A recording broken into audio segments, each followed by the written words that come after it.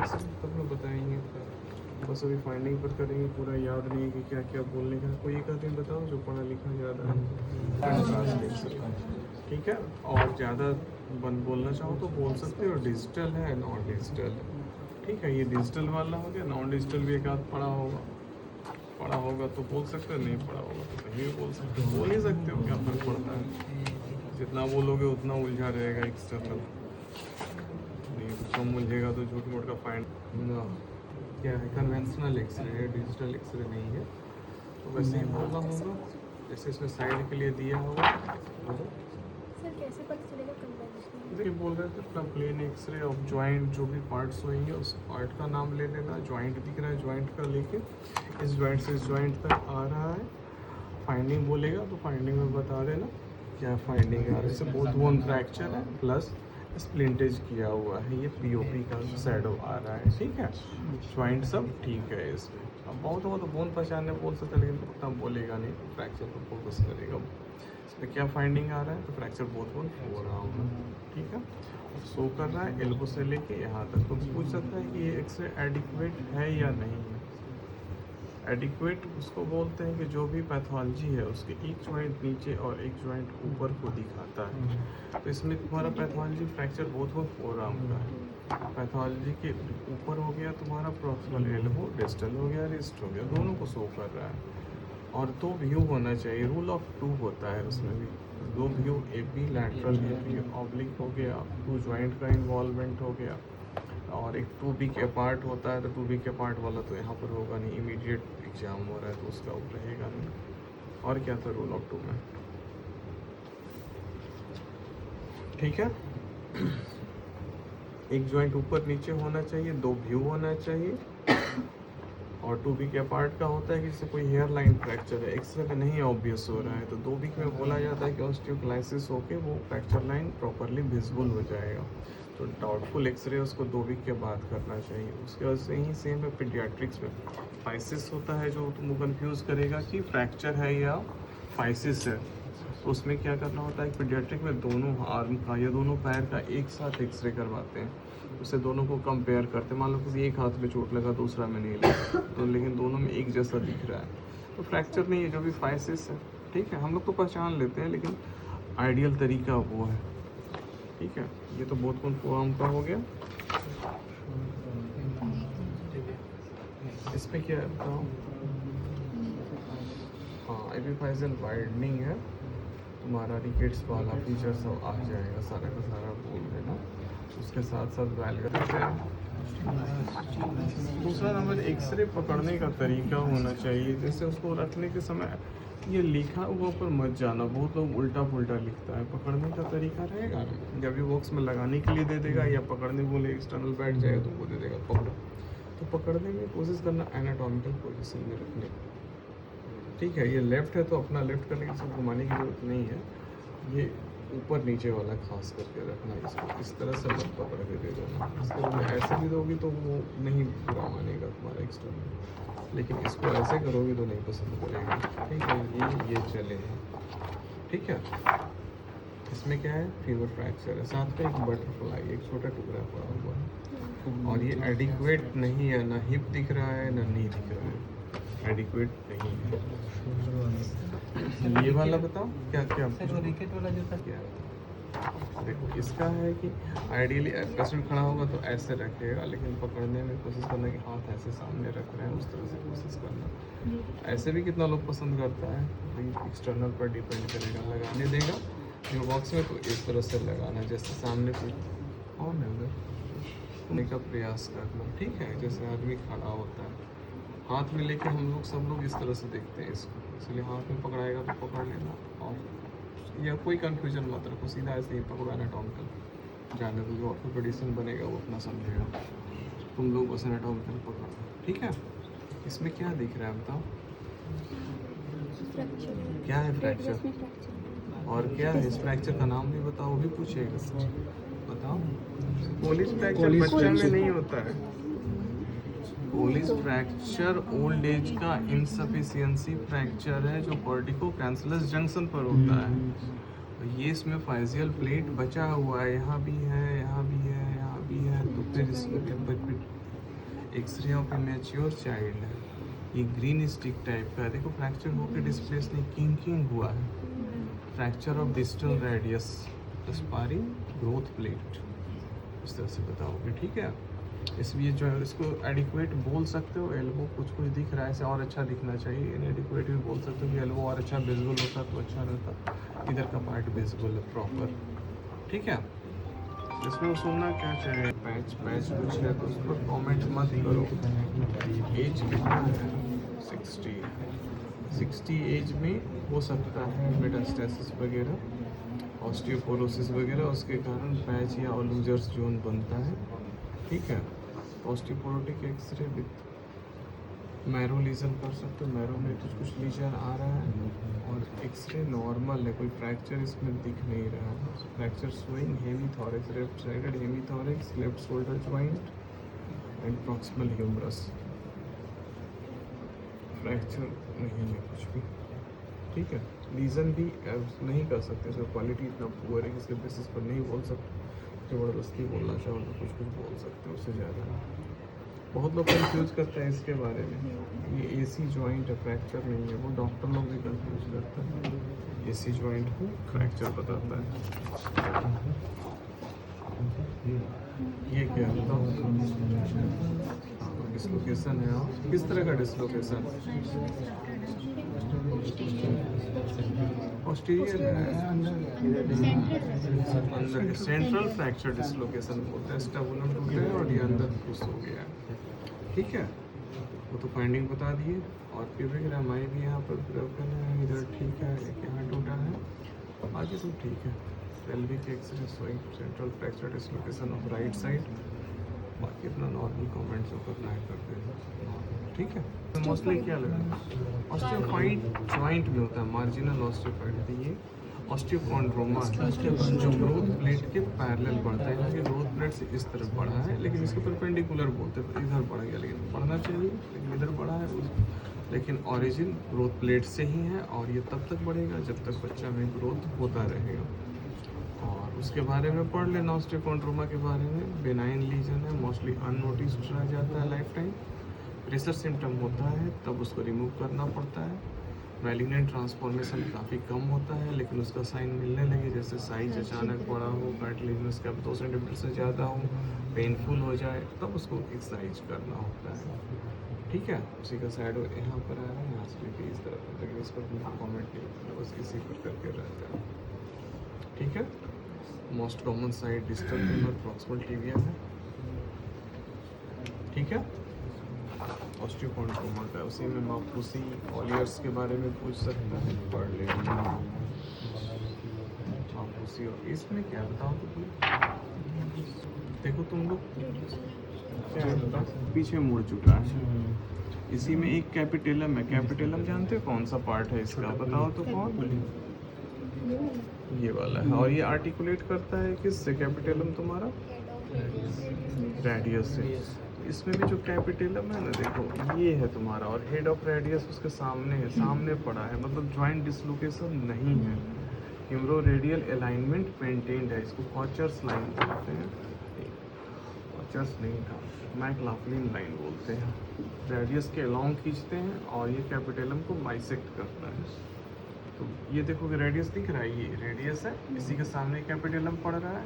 यहाँ तो कंफ्यूजन होगा, लेकिन यहाँ पर सीधा लैटरल व्यू होना चाहिए, ट्रू लैटरल, कोई भी पोजीशन हो, ट्रू लैटरल एक्सरे हो, चाहे एल्बो कितना भी एक्सटेंशन में हो, फ्लेक्शन में हो, ये इसके सामने पड़ेगा। तो इसका मतलब ये अलाइनमेंट मेंटेन है, ठीक है। और ये फ्रैक्चर सुप्राकॉन्डाइलर फ्रैक्चर, यहाँ पर बोन बन रहा है, कैलस भी दिख रहा है, कैलस फॉर्मेशन हो रहा है। तुम लोग याद रखना, तो लाइन की तरह दिख रहा है, इसको कैलस बोलते हैं। यूनाइटिंग सुप्राकॉन्डाइलर फ्रैक्चर या माल यूनाइटिंग बोल सकते हो, पोस्टीरियर होकर यूनाइट कर रहा है, तो mal uniting supracondylar fracture with maintain joint line या जॉइंट अलाइनमेंट बोल सकते हो। उसमें पूछेगा तो हिम्रो अल्नर का बोलना है, हिम्रो अल्नर और रेडियो कैपिटेलर अलाइनमेंट मेंटेन है। जैसे अल्लाह का ये मार्जिन हुआ, उसके अलॉन्ग ये वाला बोन आ रहा है, तो आर्टिकुलेट करेगा। कैपिटलम के अलॉन्ग रेडियस आ रहा है तो आर्टिकुलेट करेगा प्रॉपर में, इसलिए अलाइनमेंट जॉइंट का मेंटेन्ड है। यूनियन माल यूनियन सर में कहाँ पे फ्रैक्चर लाइन बता ये देखो, ये जो लाइन है ना, ये पीछे मुड़ा हुआ है, तो ये कॉर्टेक्स के अकॉर्डिंग यहाँ होना चाहिए था, यहाँ से मुड़ गया है और ये इस लाइन में आना चाहिए था, पीछे मुड़ा हुआ, तो यहाँ पर फ्रैक्चर है। और कैपिटेलम वाला बताया कि ये रेडियस तुम्हारा दिख रहा है, इसके सामने ये कैपिटेलम पड़ रहा है, तो ये रेडियो कैपिटेलर भी मेंटेन्ड है इसका, ठीक है। ये वाला भी ये तो ऊपर जाना चाहिए, ठीक है। ऑस्टियोमाइलाइटिस के साथ साथ ऑस्टियोपेनिया भी है। देखो कॉर्टेक्स कितना पतला दिख रहा है, फीवर का देखो कोई भी एक्सरे उठाएगा, कॉर्टेक्स अच्छा दिखता है, बीच में स्पेस, इसमें देखो पेपर थिन कॉर्टेक्स हो गया है, तो डिसयूज हो कि ऑस्टियोपेनिक हो गया। डिसयूज एट्रोफी होता है ना, उसे ऑर्थो में भी होता है। और सिक्वेस्ट्रम क्या होता है, तो वाइट लग रहा है, इसमें कैल्शियम का डिपोजिशन होता जा रहा है, डेड बोन है, लाइव रहेगा तो उस पर डिपोजिशन भी होगा, ऑस्टियोक्लाइसिस भी होगा, लेकिन इसका ऑस्टियोक्लाइसिस नहीं हो रहा है, इसलिए ये डेंस हो गया है। कैल्शियम ही एक्सरे में रेडियोलुसेंसी या रेडियो ओपेसिटी प्रोवाइड करता है, कैल्शियम। ऐसे नहीं है कि बोन कैल्शियम हटा दोगे तो बोन नहीं दिखेगा, एक्सरे में सॉफ्ट टिश्यू की तरह दिखेगा। और इसमें कैल्शियम का डिपोजिशन, सिर्फ डिपोजिशन हो रहा है, रिमूवल नहीं हो रहा है, तो ये डार्क होता चला गया सेक्वेस्ट्रम, इसको स्क्लेरोज ठीक है।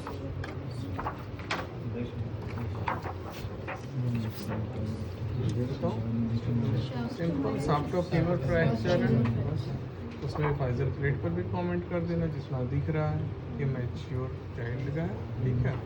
फ्रैक्चर तुम्हारा साफ्ट ऑफ फीमर का है, इसके बारे में पूछेगा, इसमें ज़्यादा कुछ है नहीं, इसके बारे में पूछेगा। कॉम्प्लिकेशन वगैरह होता है, जैसे तुम्हारा फ्लूइड लॉस का कंपार्टमेंट इसमें कम होता है, फ्लूइड लॉस का ज़्यादा होता है, हाइपोवोलेमिया का होता है, पल्मोनरी एम्बोलिज्म का रिस्क रहता है, ठीक है। कंपार्टमेंट फीमेल में कम मिलता है, मॉरल लेवल साइन मिलने का चांस रहेगा। कंपार्टमेंट फोरआर्म में मिलेगा, लेग कंपार्टमेंट में मिलेगा, थाई में कम, लेकिन रहता है, ऐसा नहीं कि नहीं। ये बताओ, इसमें जीटी का फ्रैक्चर है, जीटी क्या हुआ, ग्रेटर ह्यूमरस है ना, इसी का जीटी को देखोगे सामने में पता चलेगा तुम्हारा। ऐसे ये वाला पोर्शन है ना साथ में रहता है, वो टूट के माइल्डली डिस्प्लेस्ड है, यूनाइट कर जाएगा, पेरियोस्टियम इंटैक्ट है, फ्रैक्चर हुआ है, कॉर्टिकल ब्रीच हुआ है, ठीक है। इसको रेस्ट में डालेंगे, इमोबिलाइज करेंगे, यूनाइट कर जाएगा। इसमें भी हेमीथोरेक्स, शोल्डर जॉइंट दिखा रहा है, एपी व्यू है, एक्सिलरी व्यू है, ठीक है।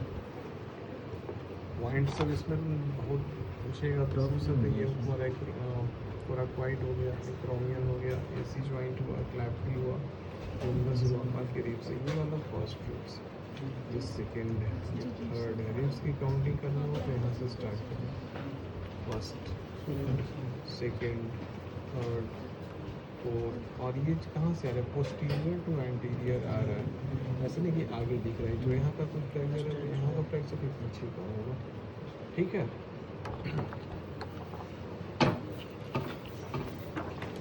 उतना डीप में नहीं जाएगा, बहुत चीज़ रहेगा उससे पहले पूछने के लिए, फटाफट खत्म किया जाएगा। वही वाला है सेंट्रल फ्रैक्चर डिस्लोकेशन वाला, इसका 2 एक्सरे है क्या?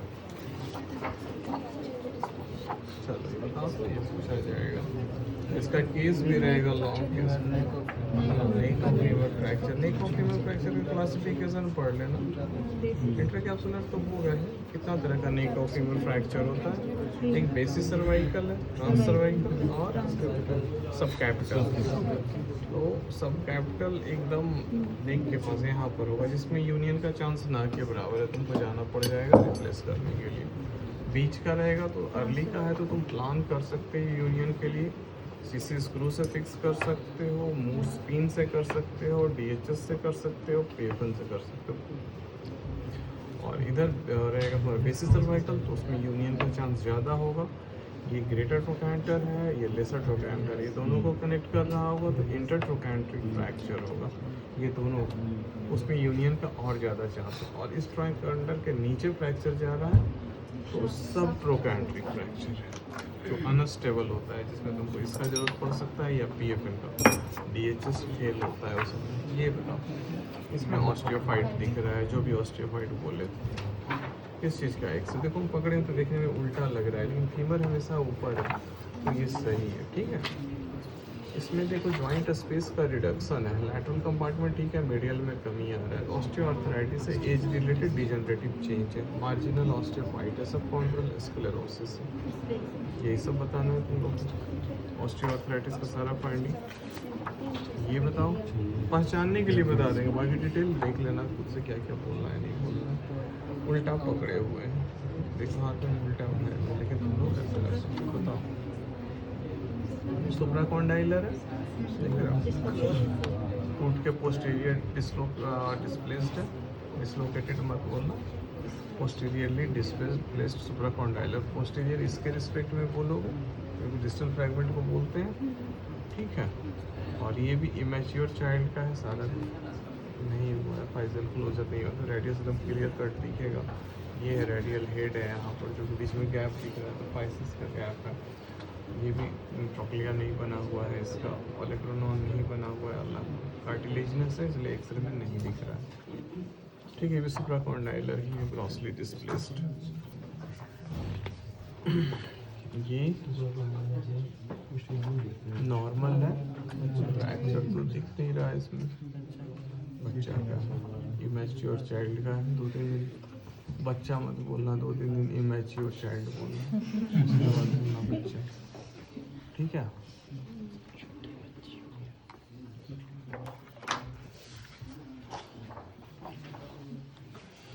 ह्यूमरल साफ्ट का फ्रैक्चर है, मैच्योर लोग का, कहीं भी फाइजिल बाकी नहीं है। देखो रेडियल हेड कितना अच्छा दिखता है इसमें, और से ही ओलेक्रोनॉन का पार्ट दिखता है, इसका दिखता है। देखो ये कभी फ्रैक्चर हो कि लाइट किया होगा उसका कैलस है, लेकिन इस पर नहीं करना कमेंट, इसी पर करके निकल जाना, ठीक है।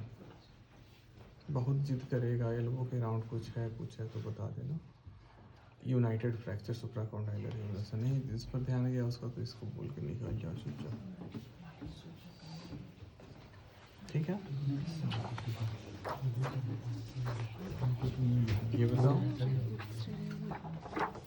जो बोल रहे थे ना कोलीज फ्रैक्चर ओल्ड एज की लेडी का होगा, कितना एज है लिखा है नहीं लिखा है, लेकिन ओल्ड एज की लेडी का या मेल का भी हो सकता है, लेडीज का इसलिए बोल रहे हैं कि उसमें post menopausal osteoporosis quite common है, फीमेल में सनलाइट एक्सपोजर कम होने के कारण और ज़्यादा होता है। ये कॉर्टिकल बोन है, इधर कैंसलस है, इधर कॉर्टिकल कैंसलस जंक्शन का एक्स्ट्रा आर्टिकुलर फ्रैक्चर है, कोलीज फ्रैक्चर, ठीक है।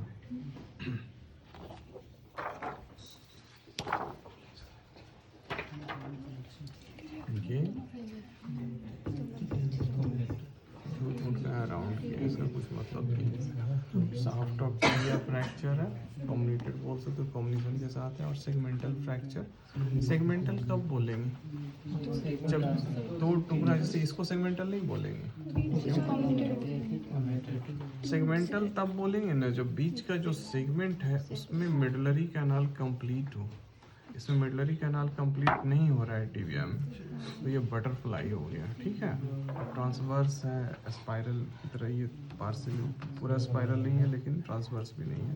30 डिग्री से ज़्यादा होगा तो स्पाइरल में ऑब्लिक में जाएगा, 30 से कम होगा ट्रांसवर्स होगा, और स्पाइरल वो रोटेट करेगा फ्रैक्चर लाइन, तब स्पाइरल होगा। ये तुम्हारे ये भी ट्रांसवर्स है, अभी तो बटरफ्लाई, ये ऑब्लिक की तरफ जा रहा है लेकिन पूरा ऑब्लिक नहीं है, ये क्लियर कट ट्रांसवर्स है। और ये सेगमेंट पे मिडलरी कैनाल भी है बीच में, तो ये दो जगह फ्रैक्चर है और ये सेगमेंट है बीच का, इसलिए सेगमेंटल है। ये सेगमेंट नहीं, एक टुकड़ा है टिबिया वाला, इसीलिए ये वाला बटरफ्लाई हुआ, ठीक है। सो फ्रैक्चर का पढ़ोगे तो सब मिलेगा। ये क्या है, इसमें बहुत फाइंडिंग है, बताओ। पेरियोस्टियल रिएक्शन है, बीच का पोर्शन स्क्लेरोज्ड है, सब देख रहे हो, पेरियोस्टियल रिएक्शन है, ये ऑस्टियोमाइलाइटिस की तरफ जाता है, ट्यूमर की तरफ भी जाता है लेकिन ट्यूमर का कम लग रहा है। पेरियोस्टियल रिएक्शन यहाँ से यहाँ तक है। इविक का भी कुछ इसी तरह का रहता है, इविक में डायफाइजियल बोन ट्यूमर है, उसमें भी इस तरह से मल्टीपल लेयर में देखिए, इसमें सिंगल दिख रहा है इसलिए तुम ऑस्टियोमाइलाइटिस बोलोगे, लेकिन डीडी में इविक रखोगे, ठीक है। स्कॉलियोसिस है तुम्हारा लेफ्ट साइडेड, और इसमें एंड प्लेट पर प्रॉपर कमेंट नहीं कर सकते हो, लेकिन लंबर लॉर्डोसिस मेंटेन्ड है, ठीक ठाक है।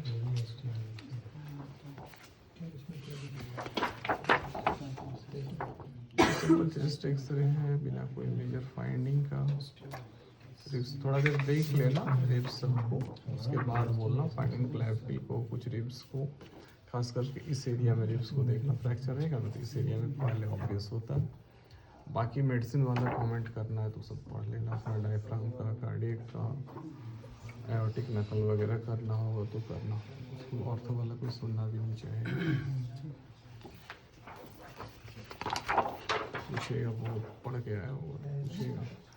ये भी स्पाइन का ही है, इसमें थोड़ा सा लॉर्डोसिस का लॉस है, अदरवाइज स्कॉलियोस क्या, ये जो लंबर होता है ना, ये इस तरह का कर्वेचर बनाता है सैक्रम का अपोजिट, ये स्ट्रेट होने लगता है तो वो लॉस ऑफ लॉर्डोसिस बोलते हैं। मार्जिनल ऑस्टियोफाइटिस में, मार्जिनल को ब्रिजिंग ऑस्टियोफाइट बोलते हैं।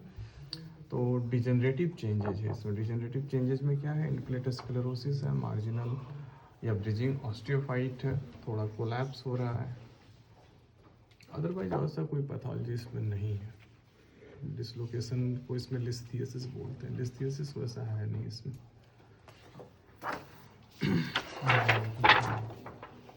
देखो फ्रैक्चर दिख रहा है, सेकेंड थर्ड मेटाटार्सल का फ्रैक्चर है, और तो कुछ नहीं, बच्चा का ही लग रहा है, एक्सपोजर उल्टा पुल्टा ढंग से किया है। लेकिन बच्चा मत बोलना, फाइजल प्लेट कहीं नहीं दिख रहा, एक्सपोजर कुछ ज़्यादा है तो बोलने का बोल सकते हो ओवर एक्सपोज्ड, लेकिन उसको मत बोलना। पीजी के लिए ठीक है, ओवर एक्सपोज्ड या